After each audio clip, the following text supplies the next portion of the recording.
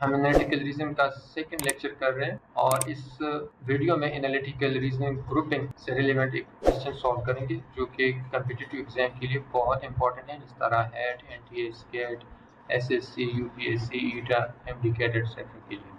तो क्वेश्चन की स्टेटमेंट की तरफ आते हैं without wasting any time. At a park there are 3 small picnic tables, table 1 and 2. Each seat 3 people. Table 3 seats only one person. Since 2 of its seats are broken, A, B, C, D, E, F and G all sit at seats at these picnic table. Who sits with whom and at which table are determined by the following constraint. So different condition दी गई है और यहाँ से यहाँ तक के statement का मतलब ये है कि हमारे पास ये 7 पीपल है और टेबल 1 और 2 पे तीन बंदे बैठ सकते हैं और टेबल 3 पे सिर्फ एक बंदा बैठ सकता है। तो इस कंडीशंस को मद्देनजर रखते हुए आपने इनकी सीटिंग अरेंजमेंट करनी है। तो let's come toward its discussion. अच्छा, कंडीशन में क्या कह रहा है कि C does not sit at the same table as G. इसका मतलब है कि सी जो है वो आपका जनाबे वाला सी नहीं बैठेगा जी के साथ। ये फर्स्ट कंडीशन हुआ। सेकंड कंडीशन में क्या कह रहा है? सेकंड कंडीशन में कह रहा है कि E does not sit at the same table as D. E जो है आपका डी के साथ नहीं बैठा है। अब थर्ड कंडीशन क्या कह रहा है? थर्ड कह रहा है कि F does not sit at the same table as C, और एफ जो है वो सी के साथ नहीं बैठेगा। कंडीशन नंबर 4 की तरफ आए, उसमें क्या कहता है? 4 में ये कह रहा है कि A does not sit at the same table as D, और ए जो है वो बी के साथ नहीं बैठ सकता। और last condition that is fifth condition, उसमें कह रहे हैं कि G does not sit at the same table as F, और जी जो है आपका एफ के साथ नहीं बैठेगा। तो इन कंडीशंस को मद्देनजर रखते हुए आपने इन 7 बंदों को इन टेबल 1, 2 और 3 के पे बैठाना है। तो लेट्स से हमारे पास T1 for table 1, T2 for table 2 and T3 for table 3, और साथ में ये भी बताया गया है कि टेबल 1 पे 3 बंदे बैठ सकते हैं, टेबल 2 पे 3 बंदे बैठ सकते हैं और टेबल 3 पे सिर्फ एक बंदा बैठ सकता है। और सारों को अगर आप सम अप कर ले तो 7 बंदे आते हैं। तो इन कंडीशंस को मैं एक टेक्स्ट बॉक्स में लिखता हूँ और साथ में जो क्वेश्चन हम सॉल्व करेंगे उसके साथ आपको शो करूँगा, ताकि आप बार बार कंडीशंस को देखने की आपको ज़रूरत ना पड़े और आपको क्वेश्चन को समझने में और जब आप एग्जाम में भी जाए और क्वेश्चन को सॉल्व करने में आपको आसानी हो। और इसी तरह की टेक्निक्स, ट्रिक्स जो है आप एग्जाम में भी अप्लाई करें। और एक और अहम बात, जब भी आप इस तरह के क्वेश्चन सॉल्व करें एग्जाम में, तो ये that is very time consuming, इसको लास्ट में किया चाहते हैं। क्वेश्चन नंबर 1 की स्टेटमेंट की तरफ, विच of the following is a list of people who could sit together at table 2। सारे कंडीशन जो है वो मैंने एक टेक्स्ट बॉक्स में लिख लिए और हर क्वेश्चन के सामने लिख लिए कि जब हम उसको सॉल्व करें तो सॉल्व करने में आसानी रहे। स्टेटमेंट कह रहा है कि which of the following is a list of people who could sit together at table 2, कि इसमें से कौन सा पीपल है, इसमें कौन से लिस्ट ऑफ पीपल है जो कि टेबल 2 में बैठ सकते हैं। तो इन कंडीशन को मद्देनजर रखते हुए हमने इस ऑप्शंस को देखना है कि कौन से है कि ये इसके साथ बैठ सकते हैं या नहीं। पहले कंडीशन पे आ जाए, सी जो है वो जी के साथ बिल्कुल नहीं बैठ सकता। ठीक है, तो इसका मतलब है कि सी जी, ये देखो ये गलत कह रहा है। ई जो है can not be seated with D, E जो है डी के साथ नहीं हो सकता। तो देखो ई डी है तो इट मीन्स कि ऑप्शन डी भी नहीं। डी विद सी, तो एफ जो है सी के साथ है तो ये भी गलत है। ए जो है बी के साथ नहीं होना चाहिए तो मतलब ई भी गलत है। तो आपके पास with the help of elimination method B जो है is the only list of people that can be seated at table 2. अब आए क्वेश्चन नंबर 2 की तरफ। F sits at table 3 and D sits at table 2.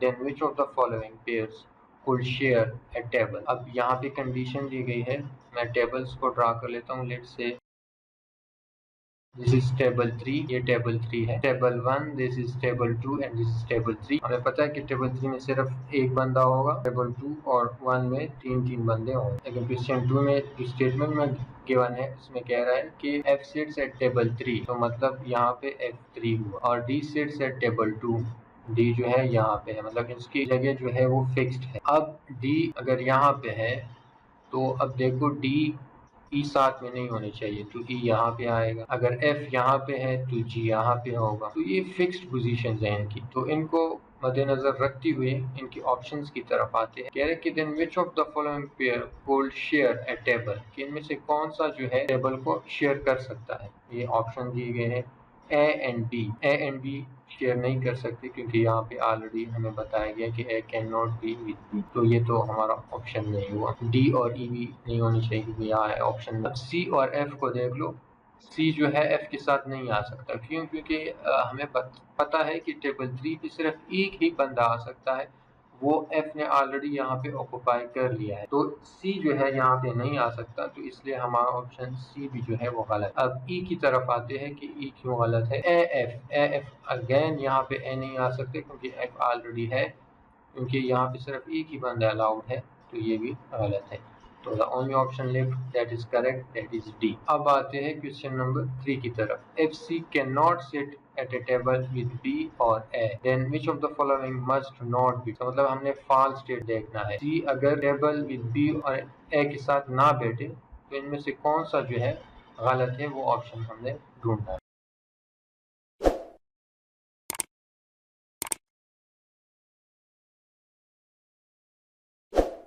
अगर C can not sit at table with B and A, तो C हमारा यहाँ पे आया, ए यहाँ पे आया। अगर ए यहाँ पे आया तो बी इसके साथ नहीं होना चाहिए। एज पर दिस कंडीशन तो बी यहाँ पे होगा, और इस ए और बी को आप एक्सचेंज भी कर सकते हो, इनकी जगह ए को इधर कर लो, बी को इधर कर लो।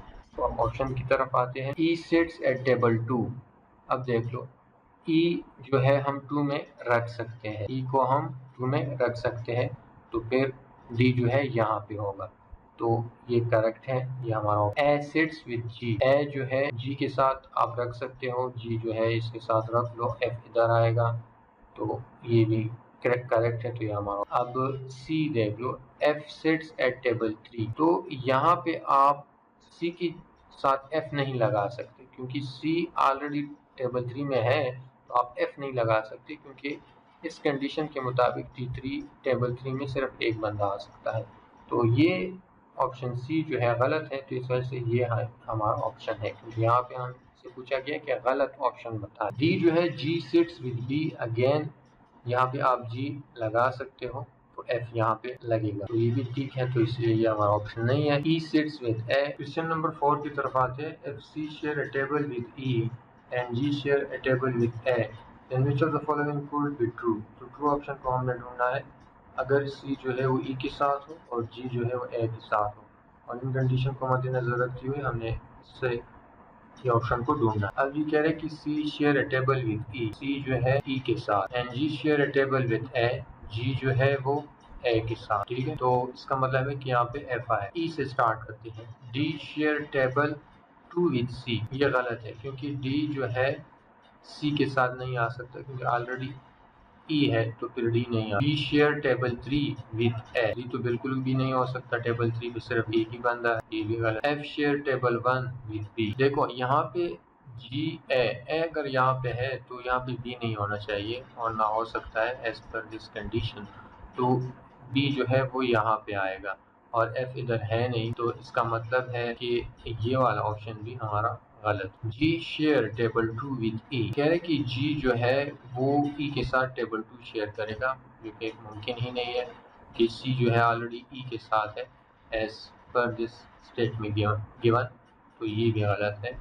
तो the only correct option that is left is a, तो उसको विदाउट चेकिंग आप क्लिक कर ले कि यही है, क्योंकि ये सारे गलत है। आपने गलत ढूंढ ली तो सही ऑटोमेटिकली मिल जाता है। क्वेश्चन नंबर 5 कह रहे हैं कि if A does not share a table with D और G, then which of the following could not be true.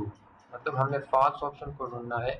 अगर ए जो है टेबल शेयर ना करे डी और जी के साथ, तो let me draw the table.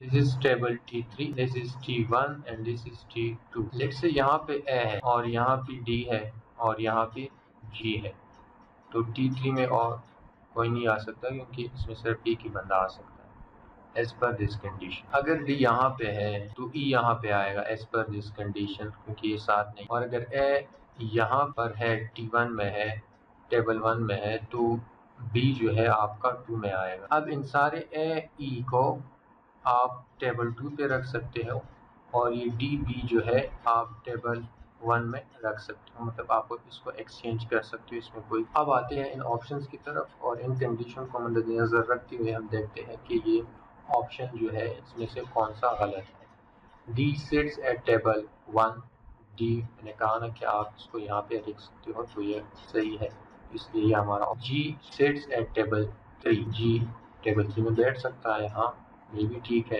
ये हमारा ऑप्शन नहीं हुआ। B share a table with D, yes share कर सकता है, तो ये भी सही है। हमने यहाँ पे आपको मैंने पहले बताया हमने गलत option. G share a table with E. अब ये कह रहे हैं G share a table with E. G जो है टेबल जो है ई के साथ शेयर नहीं कर सकता, क्योंकि यहाँ पे ऑलरेडी ए है और यहाँ पे स्टेटमेंट में आपको बताया गया है कि A does not share a table with D और जी। तो ये हमारे पास गलत ऑप्शन है और इसलिए यही हमारा ऑप्शन हुआ। अब ई की तरफ आते हैं कि वो क्यों गलत है, क्योंकि वो सही है और सही ऑप्शन को हमने पिक नहीं करना, हमें गलत ऑप्शन को पिक करना है। इसमें है C share a table with A, C table A के साथ शेयर कर सकता है टेबल, मतलब इसका मतलब ये है कि सी जो है ए के साथ टेबल शेयर कर सकता है, तो इसलिए ये भी ठीक है, ये हमारा ऑप्शन नहीं हुआ। So correct option in question number 5 is D, that is G share a table with. अब आते हैं क्वेश्चन नंबर 6 की तरफ। क्वेश्चन 6 बहुत ही सिंपल है और जितने भी क्वेश्चंस आपने 1 से लेकर 5 तक किए, तो इसका आंसर आपने ऑलरेडी कहीं ना कहीं पे ड्रा कर लिया। अगर आप इसको क्वेश्चन एग्जाम में करेंगे ना, तो आपको कहीं ना कहीं इसका क्लू मिल जाता है। और इसमें कह रहे हैं कि how many different people could potentially seat at a table 3। इसका मतलब है कि टेबल 3 पे पोटेंशियली कितने बंदे बैठ सकते हैं। अगर आप ऊपर जाएं तो जी जो है टेबल 3 पे बैठ सकता है, एफ जो है टेबल 3 पे बैठ सकता है और साथ में एफ जो है टेबल 3 पे बैठ सकता है। अगर आप इधर भी देख ले एफ सी, तो इसका मतलब है कि एफ और सी इंटरचेंज कर सकते हैं एक दूसरे के साथ। इस तरह एफ और जी जो है एक दूसरे के साथ एक्सचेंज कर सकते हैं। इसका मतलब ये हुआ कि अगर हम देख लें इन कंडीशन को मद्देनजर रखते हुए और टेबल 3 को देखें, उसमें एक ही बंदा आ सकता है, लेकिन साथ साथ एफ की जगह हम सी भी लिख सकते हैं और सी की जगह एफ भी, इसी तरह जी की जगह एफ की जगह जी। तो अगर हम इनको गिन लें तो 1 2 3, तो 3 बंदे पोटेंशियली हम टेबल 3 में एडजस्ट कर सकते हैं। तो हमारा जो ऑप्शन है that is a is the